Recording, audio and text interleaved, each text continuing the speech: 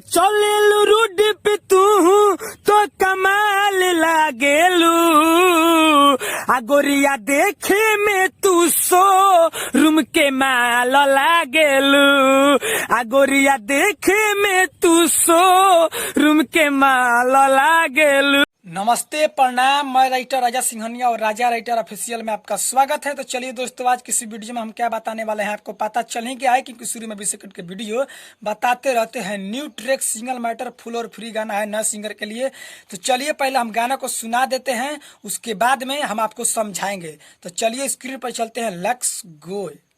गाना है new track blast song, मुखड़ा हम गा रहे हैं, देखिए। अरे चलेलू रोड पे तू तो कमाल लागेलू,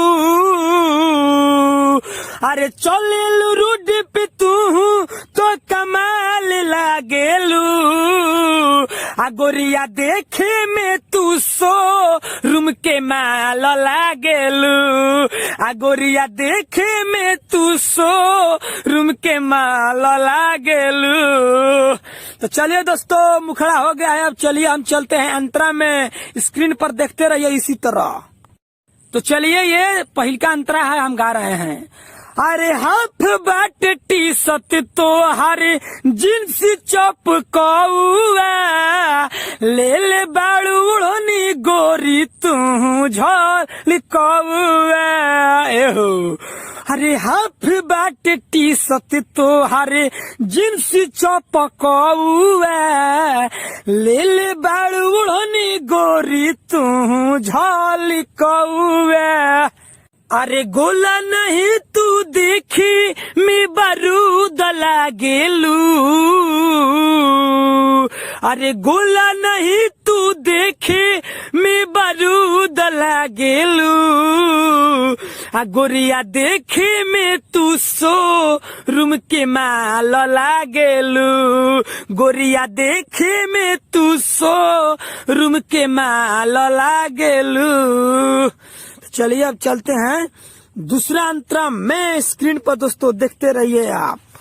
चलिए, ये दूसरा अंतरा है, हम गा रहे हैं। अरे चढ़ल जवानी तो हरे बाटे नयाड़ में, मन करे धरा जाई हम बिजली के तार में, एहो। अरे चढ़ल जवानी तो हरे बाटे नयाड़ में, मन करे धरा जाई हम बिजली के तार में। अरे राजा सिंघनिया सिंगर के पहचाने लागेलू, एहो। अरे राजा सिंघनिया सिंगर पहचाने लागेलू, आ गोरिया देखे में तू सो रूम के माल लागेलू, गोरिया देखे में तू सो रूम के माल लागेलू। चलिए दोस्तों, गाना तो समाप्त हो गया है। आपको हम पहले ही बताए थे कि लाइव वीडियो में समझाएंगे आगे चलकर। तो गाना समाप्त हो गया है दोस्तों।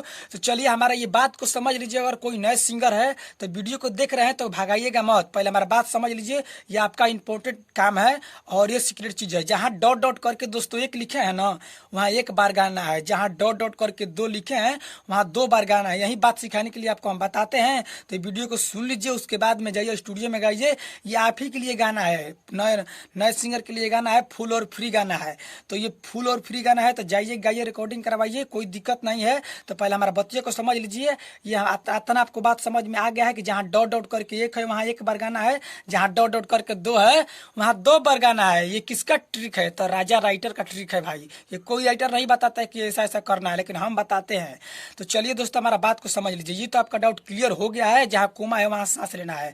तो दोस्तों, मैं राइटर राजा सिंघनिया, अभी तक हमारे चैनल को सब्सक्राइब नहीं किया है तो हमारे चैनल को सब्सक्राइब कर लीजिए और घंटी को दबा दीजिए। इसी तरह वीडियो लाते रहते हैं। अगर हमारा गाना अच्छा लगे तो कमेंट में जरूर बताइएगा गाना कैसा लग रहा है।